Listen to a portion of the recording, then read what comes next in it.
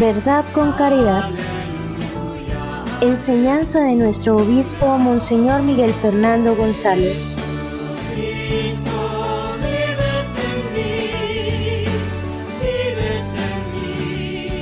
Reflexión semanal.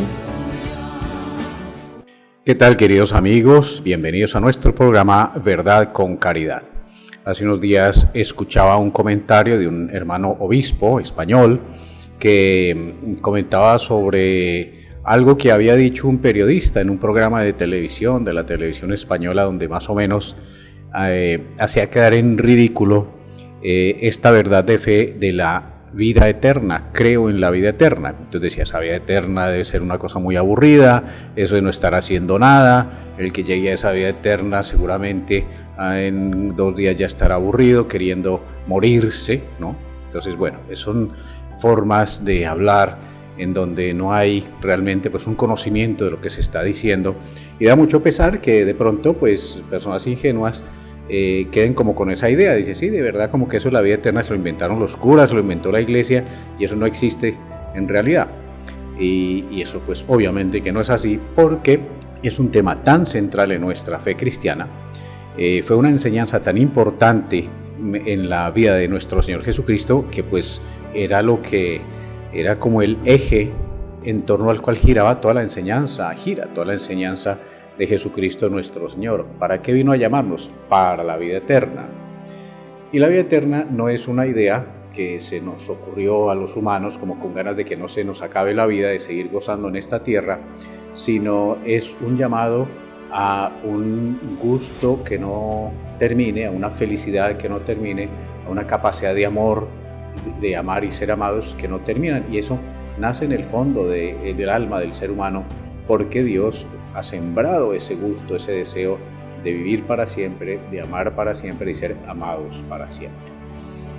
De modo que ante esa llamada que el Señor nos hace y de la cual tenemos que ilustrarnos, y que mientras no sepamos qué es la vida eterna, pues va a ser pues un gran vacío en nuestra existencia, como le pasaba a este periodista del que les comentaba hace un momento. No vamos a entender tampoco el valor de la vida presente, la vida temporal. Nosotros podemos valorar la vida temporal solo en la medida en que entendamos qué es la vida eterna. Nuestro Señor Jesucristo vino a hablar muy claramente, de una manera muy explícita, como para que no hubiera equívocos y le entendiéramos bien lo que nos quería enseñar. Nos habló de la eternidad, nos habló de que el Señor, el Dios Padre, nos espera en su casa, en la casa del Padre hay morada para todos. Nos habló también de que va a haber un juicio, que el juez justo es Jesucristo, y es el juez perfecto porque además de ser Dios y tener la autoridad divina, tiene la experiencia de ser humano y por lo tanto sabe lo que cuesta estar en esta tierra y luchar pues por hacer el bien, y cómo pues muchas veces en nuestro entorno van a haber cosas adversas, y todo eso lo conoce nuestro Señor y por eso es el juez perfecto. En Él no hay pecado, por lo tanto no hay ninguna malicia a la hora de juzgarnos. En Él pues está toda la sabiduría y la ciencia divina y todo el amor de Dios, por lo tanto seremos justamente juzgados. Y además, pues qué dicha que ya sepamos quién va a ser el juez al final de nuestra vida, y que lo conozcamos y que podamos hacernos amigos de Él ya desde esta vida. Pues bien, Jesús nos enseñó, nos habló de esas grandes verdades, nos habló del juicio con el que seremos juzgados, y entonces viene esa parábola en donde pues habla claramente: venid, benditos de mi Padre, porque cuando tuve hambre me disteis de comer, y cuando tuve sed me disteis de beber. Entonces vengan aquí al reino celestial, a la salvación. En cambio, los que no me dieron de comer, los que no me atendieron cuando estaba necesitado y dolido, poniendo en el más necesitado y en el más pobre, poniéndose Él, Jesús mismo, allí en esa situación, y haciéndonos caer en cuenta que si no hicimos el bien al prójimo no amamos a Dios realmente. Entonces dice, id al fuego del infierno. O sea, el infierno no es invento de la iglesia, ni de los papas, ni para sembrar terror, para tenernos pues a los cristianos ahí asustados y dominados. No es eso, es una enseñanza de Jesús.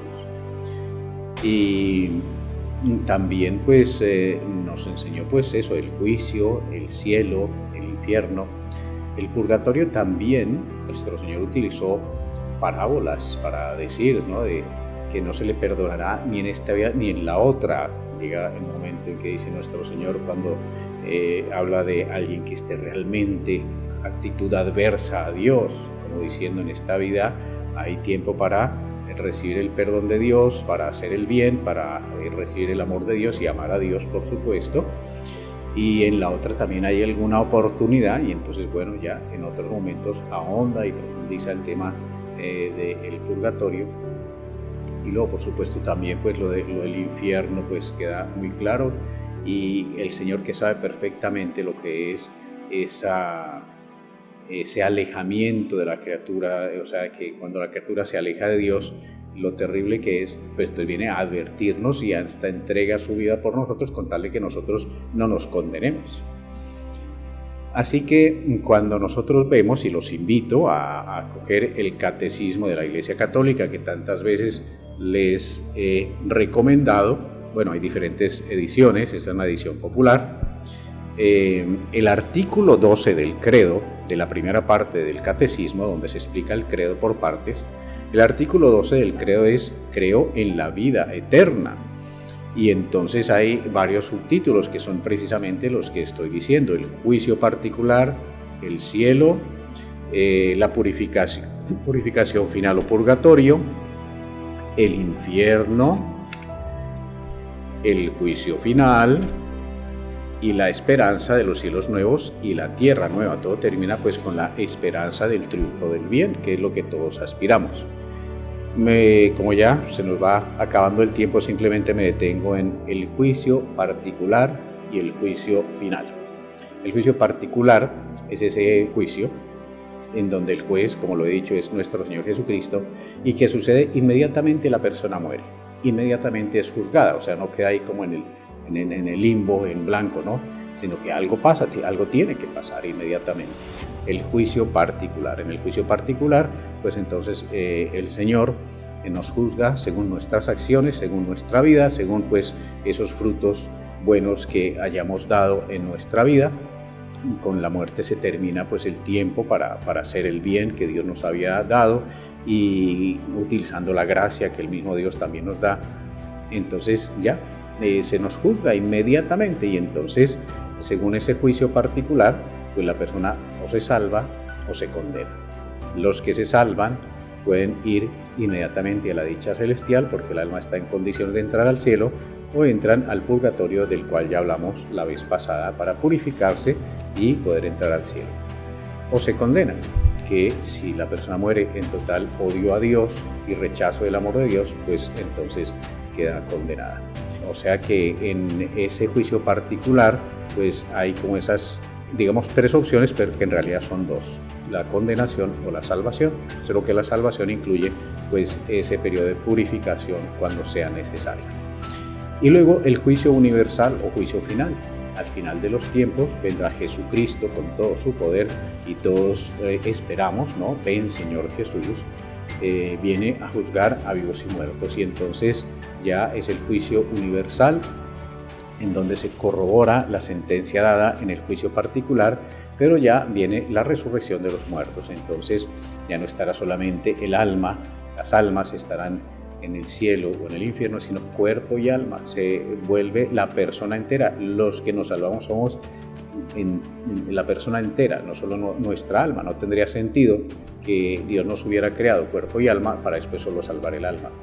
Nos salvamos cuerpo y alma. Entonces viene la resurrección de los muertos, y ya de una manera que solamente Dios conoce en su infinita sabiduría y poder, y entonces ya en un cuerpo glorioso estaremos, que es lo que todos esperamos, en condiciones de vivir eternamente en la dicha del cielo, o aquellos que lo hayan rechazado pues estarían cuerpo y alma en la lejanía de Dios, que es el infierno. Sigamos pensando, los invitando a que lean el Catecismo de la Iglesia Católica, pues este mes de noviembre es muy propicio para que nosotros tengamos muy en cuenta esas verdades de nuestra fe que competen, que se relacionan, que tienen que ver con lo que va a pasar en nosotros después de la muerte. Que el Señor los bendiga en el nombre del Padre, y del Hijo, y del Espíritu Santo. Amén.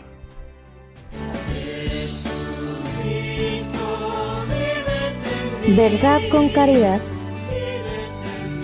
Enseñanza de nuestro obispo Monseñor Miguel Fernando González.